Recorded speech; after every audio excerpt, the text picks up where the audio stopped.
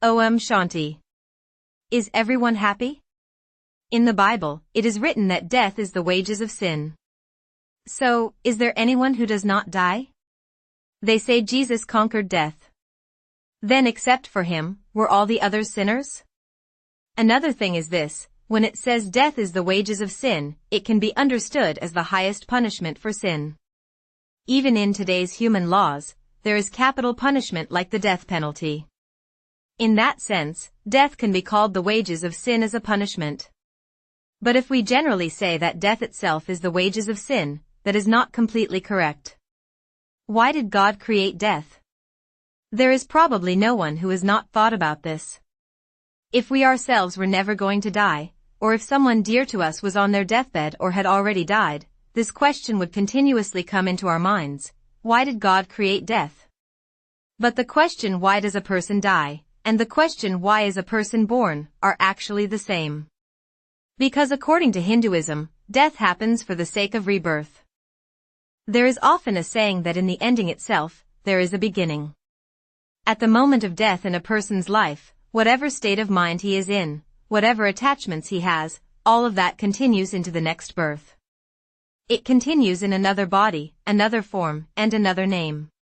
That is why, however life may be, we should at least be very careful about the next path of our journey. Because the next birth will be shaped based on that. After being born, we cannot do much about it, can we? Suppose someone is born disabled, or born into a very bad family, or in a terrible country, or in a nation where war is happening, what can they do after being born there? So while we are alive, we should be very careful about our karma. We should do good deeds. Death happens for the sake of being born again. So from that point of view, isn't death actually a kind of liberation? Many people remain on their deathbeds suffering for years.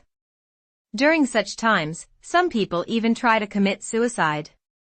Because they do not like being a burden or causing suffering to others in that condition. So they try to die, because for them, the pain of continuing to live feels greater than death itself. But committing suicide is a sin. However, when death comes naturally, one should not be afraid of it. At the same time, one should not become careless about it either. What does it mean to be careless? There are many songs that say things like, whether you die in a river or at 100 years old, protecting the motherland is your duty. In reality, that kind of attitude is madness. Even today there are many extremist movements where people say they are ready to die for the country. That is wrong. That is what it means to be careless about life, and we should not be like that. Instead, we should focus on doing good karma. Because karma is like a seed. Its fruit will be harvested in your next birth.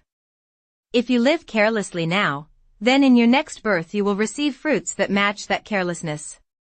But nowadays, death does not come only after the age of 70 or 80 like in earlier times. Suddenly accidents happen. During the coronavirus period, we saw even very young people dying. We are also seeing people die for no apparent reason. A second standard boy goes to school. Suddenly, he collapses. A 10th standard boy is climbing the stairs while going to school, and suddenly he collapses too. A girl is playing in a sports game, and all of a sudden she falls down, that's it, she dies. A man is standing in a sweet shop, and suddenly he drops to the ground. People are dying without any clear reason. Death can come at any moment. So what does that mean? It means we should always be prepared. And there is one good thing in this. Generally, compared to a previous birth, this birth will usually be worse, because day by day the world is moving toward a more difficult condition. Even so, let us imagine that in my previous birth I died at the age of 180. No matter what, the last 10 years of that life would definitely have been filled with severe health problems. Compared to that, if I died and was born again, at least until the age of 20 or 30 in this birth, I would probably have lived well, wouldn't I? After that, many problems would come. But the kinds of problems that may have come after the age of 70 in the previous birth could begin as early as 30 in this birth. In the same way, compared to the happiness I experienced during the first 30 years of my previous birth, this birth may not have that much happiness in the first 30 years. But still, compared to the suffering of those final 10 or 20 years of the previous birth, the next 10 or 20 years in this birth would still feel better. That is all. But now, there is a very, very important thing. If we die and are born again now, usually the beginning of life after birth is pleasant, isn't it? But this time, not just for 20 years, or 30 years, or 40 years, even for 60, 70, 80, 90, 100, 110, 120, 130, 140, or even 150 years, people are going to live happily. That itself will be the lifespan. Why? Because now the age itself is about to change. In the Kali Yuga, the lifespan is short. People say someone died before their full lifespan, meaning death can come at any time. But now the Kali Yuga is ending, and Satya Yuga is about to begin. To explain this, God comes during the final period in the body of an elderly man.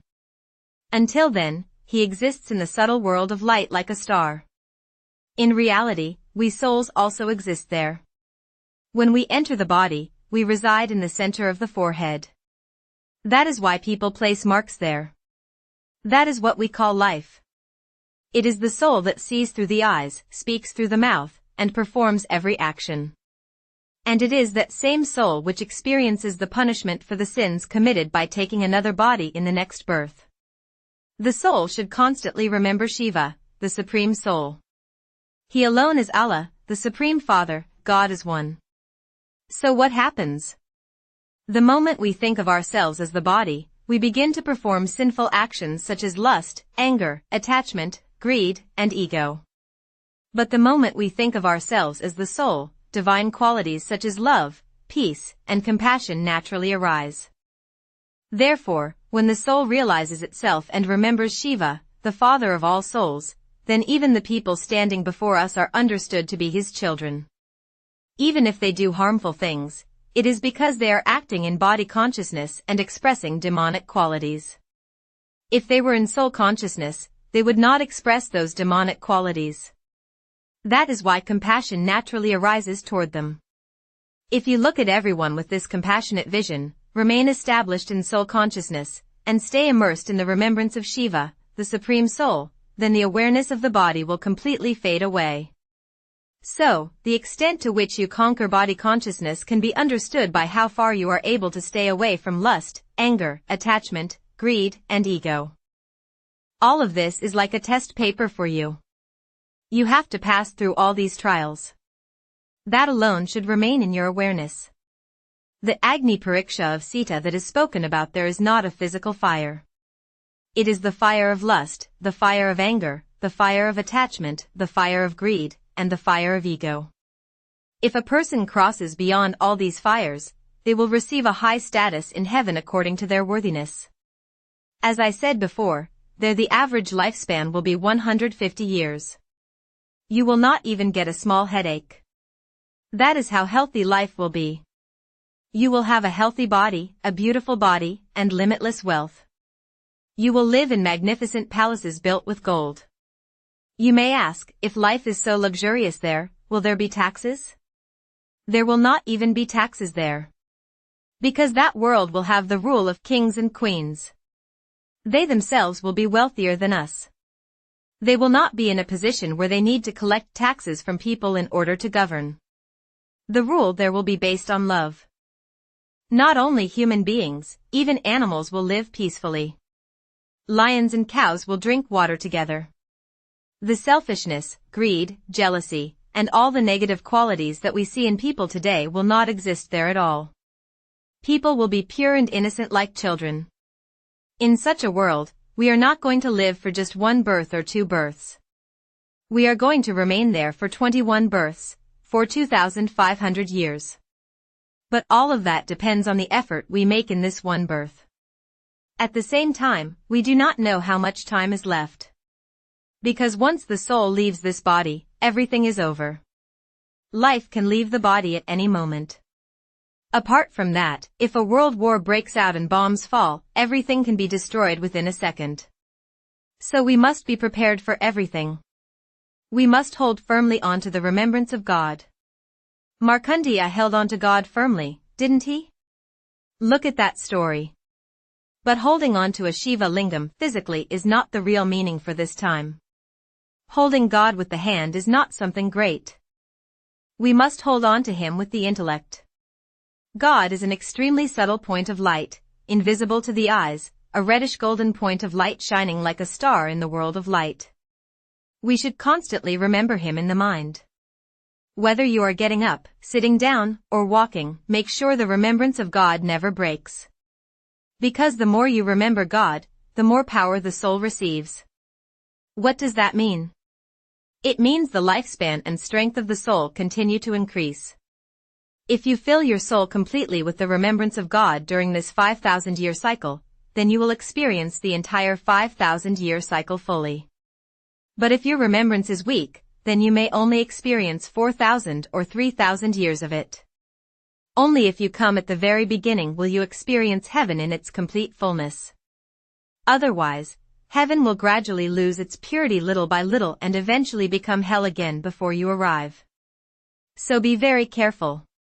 Understand that this death is actually the gateway to heaven, and remain joyful. Stay in the remembrance of God. Anything may happen around you, but your awareness should remain, God alone is mine. No one else belongs to me. Nothing belongs to me. Because it is only when we think these people are mine that attachment arises, and from attachment come other negative qualities. Nothing truly belongs to us except God. This awareness should remain constantly. There are still many deeper truths that you will understand only as God continues to explain them. We call those teachings Murli. They are available completely free of cost at all Brahma Kumari's Raja Yoga centers. They are also available on YouTube and websites. We will provide the related links in the description of this video.